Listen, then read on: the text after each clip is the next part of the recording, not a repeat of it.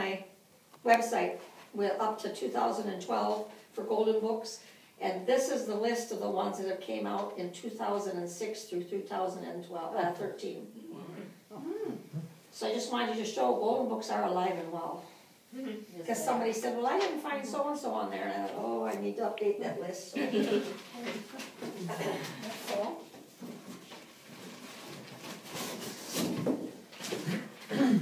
Now, are they being printed better? You know, like They still have the paper sticking out, and even the guy at the printing factory can't tell me why. It's too long, the paper's too long.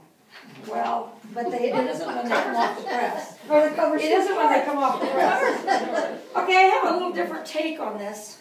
Things of the past. I have lots of things for the ones that have been in my house.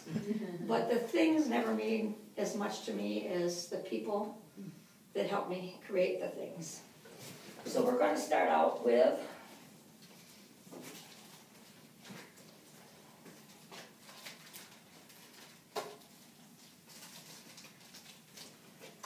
The Happy Family.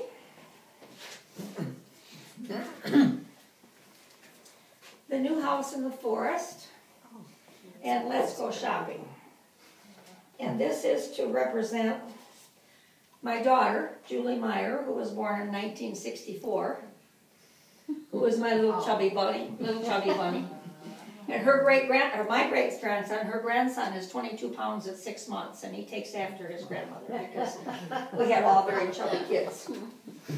And the reason she is up there is because there was a new baby. And that new baby was Joshua. And Joshua was my first grandchild. This was in 1964, and this was in 1986. And for those of you that don't know, the new baby book comes with a blue title or a pink title. Oh. So you got to look for both books. Then, long about in my collecting, one day in an antique mall, I found a little golden book. Collector's Guide. I didn't even know such a thing existed. I was thrilled to death. Mine is totally tattered, so I bought a new one not too many years ago so I could have it in my collection. I also carried this book, and I don't think anything will fall out of it. This is the book of all the books that I had in pencil, their condition, and the sizes, and I carried that in addition to the little golden book guide. So that was my introduction to someone that would help me a little bit with my collection because of his guidebook, and that was Steve Sante, and I found that in 1989.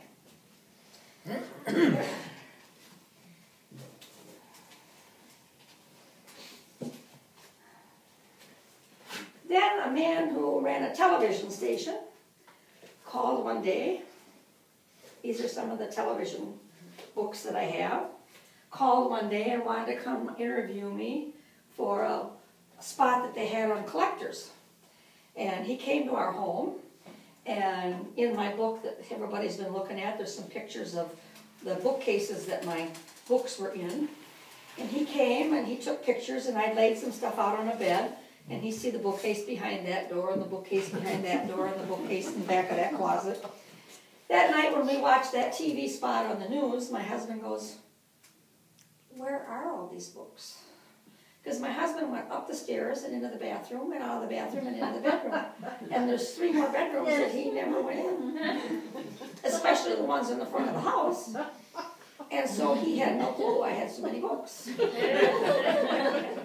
So in the reality of that, I ended up getting a Golden Book library. This is what I take with me, and I know I brought this before, but I'll pass it around again. This is, he built my library because he thought we needed to get them all in one place. So I'll pass it around again.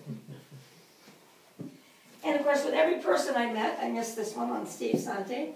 With every person that I've met, there's always a story or two that goes with them. And for Steve Sante, this is my big story. When he came to visit, which will be coming along here, he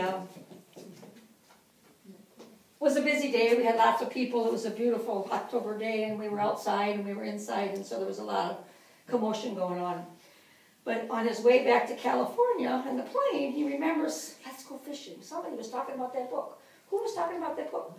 So as soon as he got home, he emailed me. And the Let's Go Fishing book I bought from Carl that day, and I bought it for a song. And my old one, Steve Sante bought for me from $95 and probably sold it for $300. Because the one that I bought from Carl has a real live fishing pole in it. And the one that I had had previously that I bought at Pecatonica had a little one that Dale had made for me. And then, what did Lily Goose find? A magic friend who turned into be a party pig? That was May of 1994. Judy Waldman called me on the phone. Here we come all the time, so he was the one that had parties. And there's a couple stories that go with Judy. You guys probably don't know, come up here with me, but we are sisters from different mothers. We look alike. We are alike. We are cloned. We have the same faith, comes from the same God. We've had the same problems with our husbands from day one, not just in the ending years. And I would have never got through my illness of Dale had it not been for Judy's everyday email. Little known fact was, in years to come, I would do it for her. I can't say that I have any friends that I've ever made in my life that's as important to me as Judy Waldman, because she's always there. And whenever I'm in a down day and I get her email on Saturday morning, I think, what have I got to whine about? But our faith and our collections and our family, I just don't think there's anything different in the way she thinks and the way I think. And I want you to know how important you are. Well, thank you. And my son would say, Holly and I are part of the 2%. And what's the 2%? There's the dreamers, and then those that just always go with it. Go with it. So I met Judy, and there's a couple stories. You've probably heard them before. The first story is about a little doll dress. We found this at State Street Antique Mall in Rockford.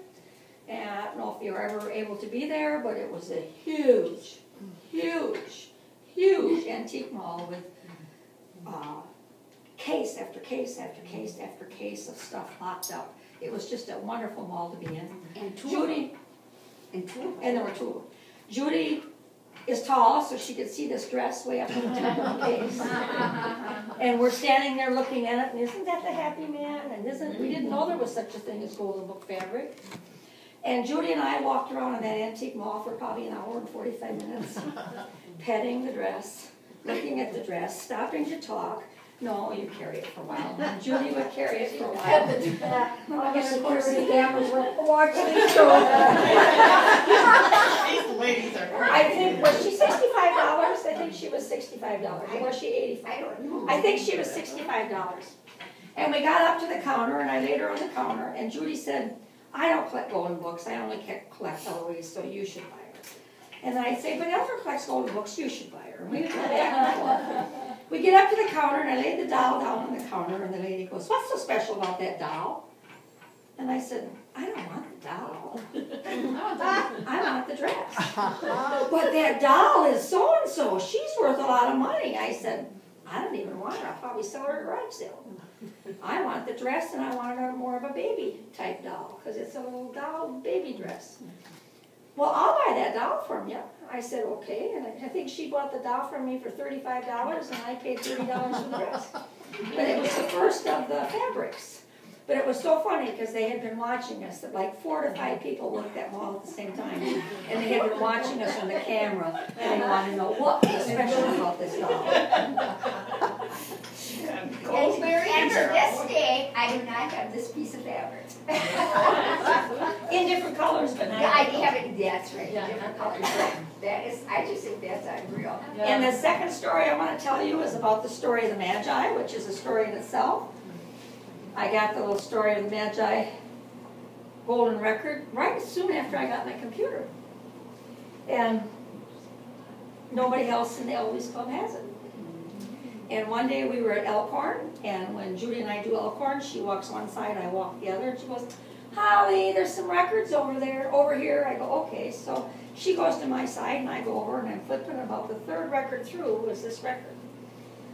And of course, heart starts to beat, and then I'm looking for prices and don't see it. I'm flipping through, and I turn to the guy who was only maybe 4 or 5 feet from me, and I said, what are the price of your little children's records? And I think he said $5 a piece, and if you buy quite a few, I'll make a deal with you. And I said, oh, okay. And I continued to flip through, and I sorted out a few. There was maybe 7 or 8 that I ended up buying, and anyway. So I put them kind of back in the box, and Judy had wandered back to see where I was, and I go, Judy, come here a minute. And I'm flipping through, and about the third record was this record. She grabs my arm, and we're jumping up and down, we're throwing around, and we're so excited, you know. And I turned around, and there's this guy just looking at us, you know. So I picked up the pack of records, and I said, I'll take this pack of records. And he goes, I know, $5 a piece, but there won't be a deal. But you got to tell me what's so exciting. And so then I had to go through about how we've not found this record anywhere else. And, of course, this record was in better shape, so I kept that, and Judy got the other records. So now Judy and I have them. And also, if there's anybody that has a $20 bill, I have a third one. I found it on eBay. It does have a tag scar on there, but I would be willing to sell it if anybody wants it in the Eloise Club. And of course, you can't have Judy without having Elmer. Of course, I was never as close to Elmer as I was to Judy, because Judy and I did all the talking when Elmer and Dale were around. But he was the detective. He was always the one that would say, Holly Prince, what's got Holly Prince on in my golden library now? Holly Prince, he could just smell Holly Prince. He was the detective, and what? Oh, this book has been moved. What did she want about this book? I could just hear it after. He was also the one that took a great pride when I would walk in the door to say, do you know what's different between number 554 and 549? Don't have a clue, Elmer. Well, she was doing dishes in this picture, in this book, and in this book, she's sitting in a lawn chair and he's grilling. You know, that was, I believe, in Cars and Trucks. He was always pointing out some. I just never knew a man that has so much time for those little details, except Joe Gregory is the same way. So he's the detective part of that combo. The next person I met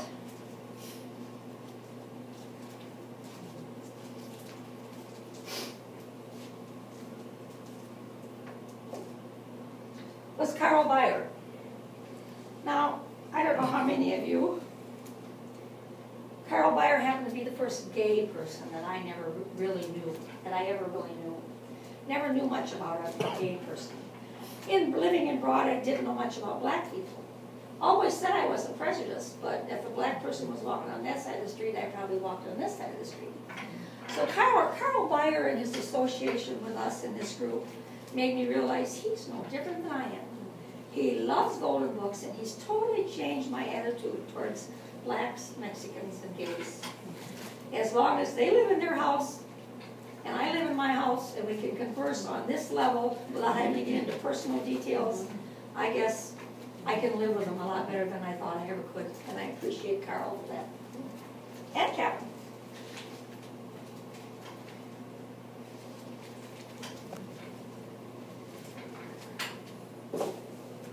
My home, the Wizard of Oz, somebody that had a job.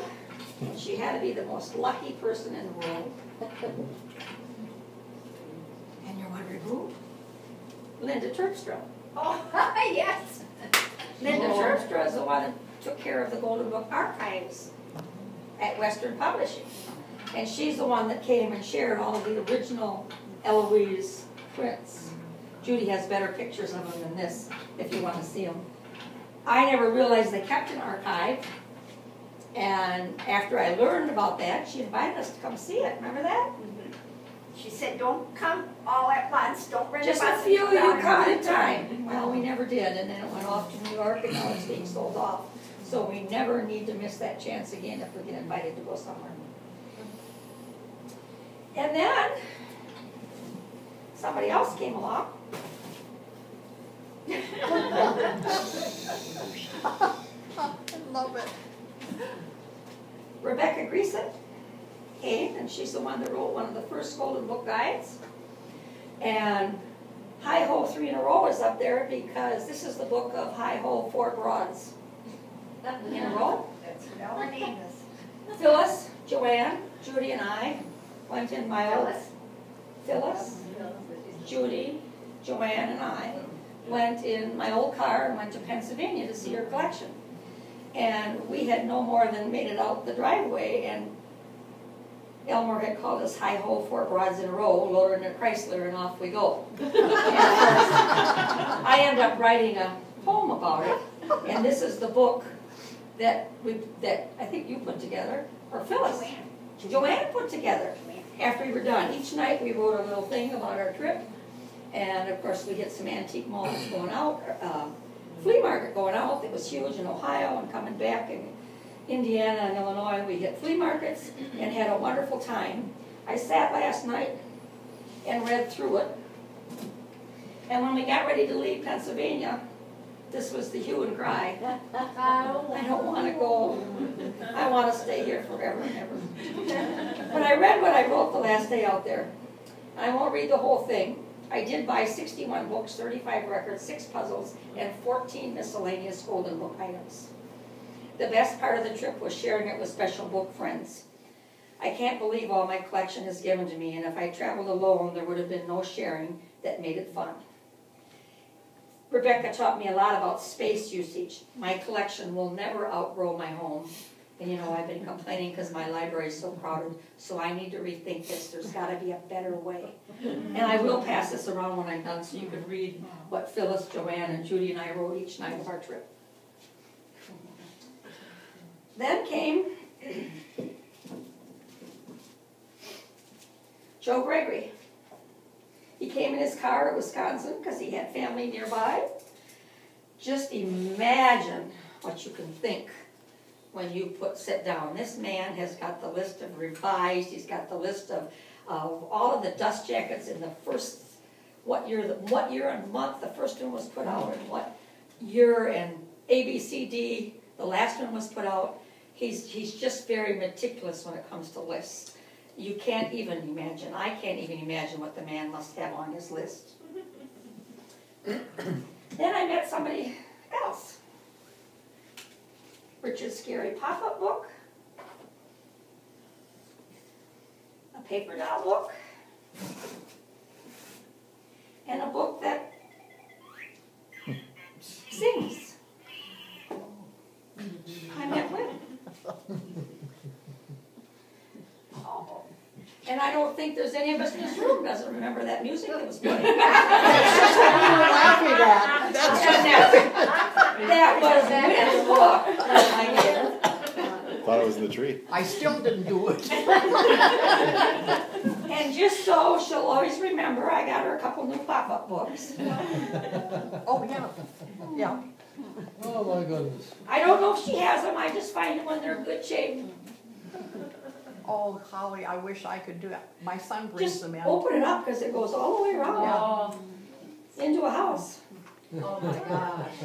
And then the last one, The Golden Years of Eloise Wilkin by Eloise Wilkin's family when they came to visit.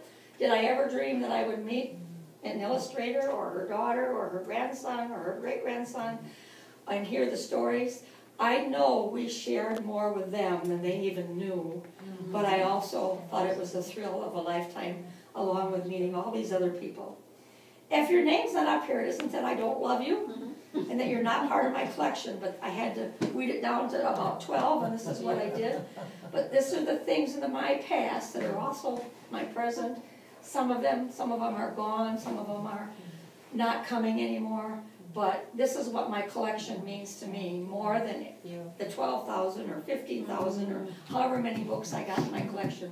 It's all the little experiences I had with each and every one that mean the most to me. You know what you just did? Like, I heard someone say, like, when you said, oh, 15,000, you don't know someone, that shows your love of the collection, not, oh, I've got, because if someone says, oh, I've got 1,202 something, that's more materialistic, you just. My hand is up. Just did that. You need pictures. Oh, okay, I want a picture too while I have it all out here. If somebody would take a picture. Can you? I'm not a camera taker, I